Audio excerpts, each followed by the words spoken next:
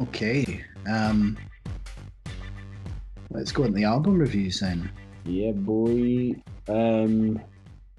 Which I think we're just going to do it in chronological order, Yep.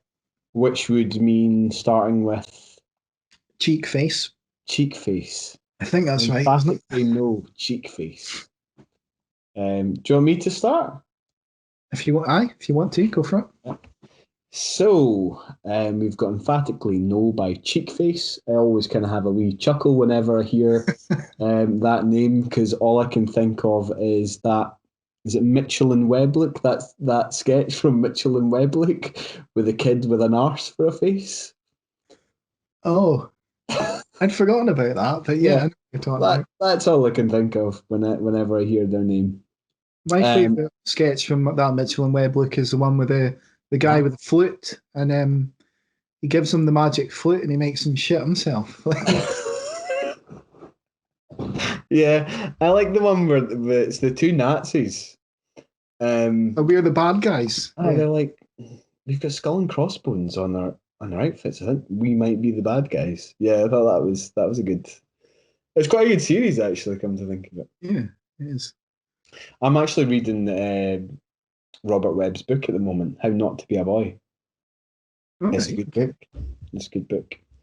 Anyway, Emphatically No by Cheekface, who, as far as I'm aware, do not have arses for faces, um, was released on the 11th of January 2001 on New Professor Music, the self-professed world's greatest record company. It's 13 songs long, or contains 13 songs, and it's approximately 34 minutes and 41 seconds long, so just under 35 minutes. Emphatically knows Cheekface's sophomore album, or third if you include their live album, Cheekface on Audio Tree, which was released on the 4th of the 3rd, 2020. Their debut album, Therapy Island, was released on the 20th of March 2019. Cheekface are a Los Angeles three-piece which consists of singer and lead guitarist Greg Katz, Amanda Tanner on bass, and Mark Echo Edwards on drums. They've been described variously online as alternative indie, indie punk, and/or pop punk. And as with a lot of these labels and categories, it doesn't really give you an accurate picture of what to expect. I would describe them having a really lo-fi, low energy yet anxious, almost febrile feel to them. A lot of that low energy is solely down to the lead singer Greg Katz's vocal delivery. Kind of Yeah. talk sings for the most part, and for my money, it's quite similar to bands like Cake, the Moldy Peaches, or at least some of the stuff that the Moldy Peaches have done, Talking Heads. And there were also occasions where I was reminded of Jello Biafra from the Dead Kennedys on the likes of I Don't Want to Go to Calabasas, albeit a more refrained and less jittery and maniacal Jello Biafra. It could very well just be a purely accent thing. I don't know. Um, but yeah, I mean, as for the kind of musical composition, I would say it is indie, but quite up tempo and upbeat, and it makes for quite an interesting juxtaposition with Greg Katz's vocal delivery and lyrics, which for the most part are quite pessimistic, sardonic, and cynical, and often pretty funny at times. I've read an interview online on overblown.co.uk by a guy called Stephen Aitken, who said that this album feels like it pretty much encapsulates the feelings of the mass swathes of disaffected millennials out there. And I suppose, the opening track, Listen to Your Heart No, for example, kind of sees Cats list loads of life affirming and positive sayings and sentiments such as listen to your heart, keep on keeping on, and so on in this kind of call and answer type chorus, with the rest of the band responding with a sulky and indignant no, Yeah, which I that's found quite funny. What was your initial thoughts, man? I I really like this album quite a lot, to be honest. And I think um I've sort of described it as like laid back, quirky alternative rock. Because I mean it is sort of indie, but there's a lot of like there's a bit more grunt to some of the songs than maybe a sort of indie sound, I guess. But anyway, it's got I think the like you said, the laid back kind of sound to it is more to do with Greg Katz's delivery, um, where he just it's almost like deadpan his delivery. Really And did it's that. like a sort of got a no kind of sort of no fucks to give kind of attitude. And he is just pretty much talking his way through most of this. Um, but at the same time, some of the instrumentals are actually really high energy. So there's an interesting kind of juxtaposition going on there with the songs. Um, his I've kind of likened his vocals to if you think of the song The Ballad of Chasey Lane by the Bloodhound Gang, there's like a similar kind of delivery Right? Yeah, yeah, vocals. Like yeah. and there's humor as well, but I mean the Bloodhound Gang are far more obvious and provocative in the way that they use humor. But uh this is a lot more subtle, but there's just a wee bit of a similarity in vocalists there. I've sort of said a less gravelly E from the Eels as well at times. Yeah, definitely. Yeah, I didn't think of It, that first yeah, when you mention it. Yeah. especially when it comes to the sort of social commentary and the humor and some of the just kind of general weirdness that happens in these songs as well. Um, you've already mentioned "Listen to Your Heart No," really good track, really good opener, um, and that chorus just gives me a chuckle every time. Best Life um, opens with a really catchy riff, but I think it's Amanda Tanning's sort of rolling bass line that really pulls the song together. And again, there's just another fantastic chorus there. And the end of the song where they just repeat everything is normal over and over again to the point where they're almost kind of cracking up towards the end of it is just there's a lot of joy in these songs, I think, even though the delivery of the vocals is sometimes quite, like you say, morose. But there is a lot of joy, I think, especially in the music. But I mean, I could talk. There's loads of songs in here I like. I think there's a bit of a lull, maybe towards the middle. Um, I think with original composition, and maybe I don't want to go to Calabasas, and maybe don't quite. Oh, I like It that was, song, man. yeah. I think it's. I think the more I listen to this, I'll probably change my mind. But I just felt like there's a wee bit of a lull there. But in general, I really like this. Like there's the song "Call Your Mum," which just comes storming out the gates, but the vocals kind of slow things down. But there's a really good like shrieking guitar solo in there, amongst this kind of like ba ba ba like vocal. And there's a good bit which is "Keep Your Receipts, a canary in a gold mine," which is just really really fun to sing along to. Crying back's brilliant. Like just that line, like "I'm bringing crying back," is just I don't know. There's just something about it. It's got like a sort of granddaddy kind of esque distorted guitar solo in there as well, which is quite cool. And there's just for me there's loads to love on here. I think the vocals will put some people off because Yeah. well he's not even singing, but I think that's part of what makes this good. I mean, I wasn't completely bowled over when I first listened to the album, Mhm.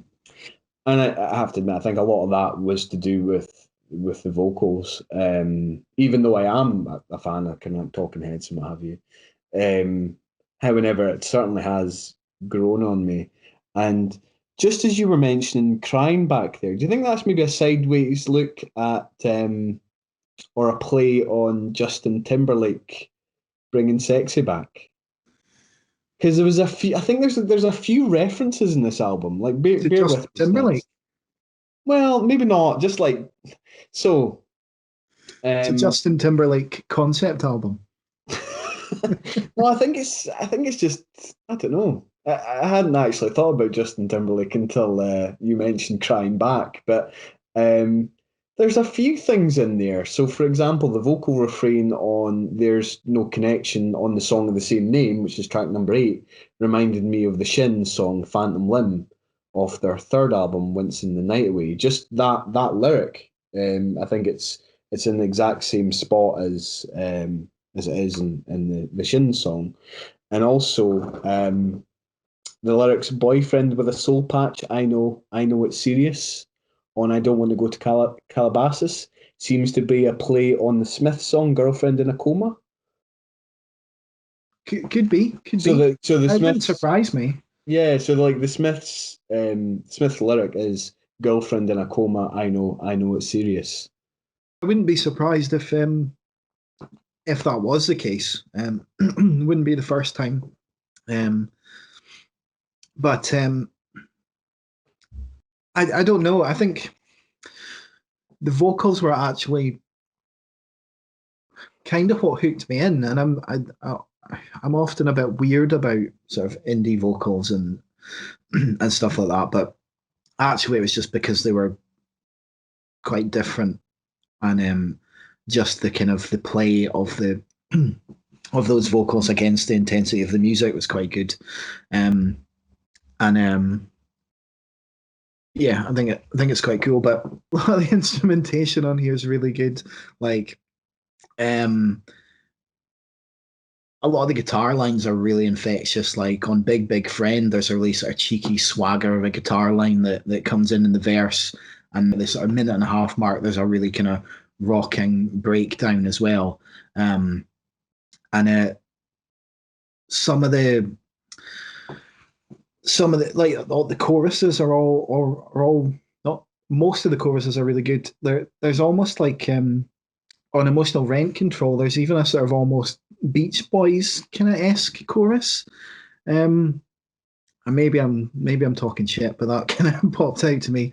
And I mentioned kind of the Eels before. There's a song called Do You Work Here, which just sounds like it could be an Eels song. Yeah. I don't know if it's a slight there's a slight echo on the vocals on that just on that track, and there's a sort of dirtier bass line, a sort of slightly grungier feel, and it just feels like it could be um could just be an Eels track. And even the track before that, there's this like weird guitar solo that reminds me of the Eels as well. If you think of like if you think of the song like "My Beloved Monster and Me," Mm-hmm. it's Mm-hmm. that really weird, distorted like guitar solo. It's there's something similar there, um, and the album starts off really strong. I think it maybe dips towards the middle, but then it ends really strongly as well with "Don't Get Hit by a Car," which is just it's just got a really joyous guitar riff, a really groovy bass line, and it's just kind of a culmination of all the things on the album that make the album good. And the chorus that goes "Everything is boring now" is really good as well. So yeah, I like this a lot. Where have you rated it, or how have you rated it? I've given it a 9. Right. Yeah, Okay. I really like it. I've given it a 7 as well. Maybe if, like I said, it didn't bowl me over to begin with, but it's an album that certainly has grown on me. So maybe the more I listen to it, the more I'll appreciate it. I don't know, but praise indeed for a 9, man. That's Yeah, I don't know. It's just something about this really just vibes with me and gets under my skin. Um, I guess it's just because it's really unusual. yeah, yeah. Uh, I think that's what jumped out to me. I've not really heard much like this, really. So cool. So that is Emphatically No by Cheekface. I'm pulling weeds, the weeds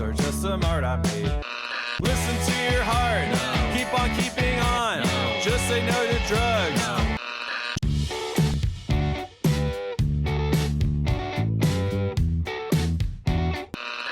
Keep the receipts if you want to return life's gift to the mall. A canary in a gold mine.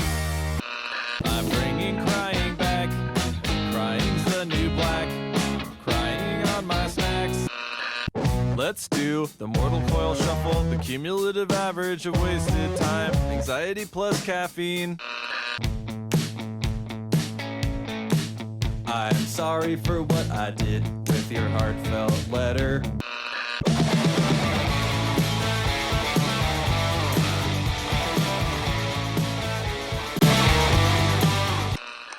It's not finished. It's finished.